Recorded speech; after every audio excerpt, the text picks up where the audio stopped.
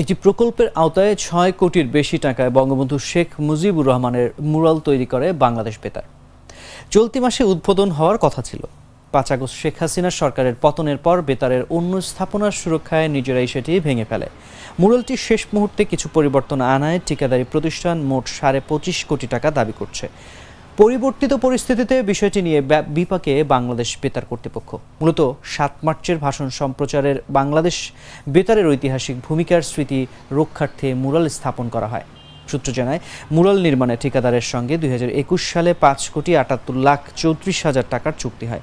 নির্মাণ শেষে দেখা যায় বঙ্গবন্ধুর মুখাবয়ব ঠিক নেই। এটা ঠিক করতে ২০২৩ সালের ২৫ মে অতিরিক্ত কাজ যুক্ত করা হয়। অতিরিক্ত কাজের পরিমাণ, মূল্য, সমন্বয় এবং নতুন নন টেন্ডার আইটেম যোগ করে ২৫,৬৪,২৪৫ টাকা মূল্যের চূড়ান্ত বিল দাবি করছে ঠিকাদারি প্রতিষ্ঠান এয়ার লিবার্টি।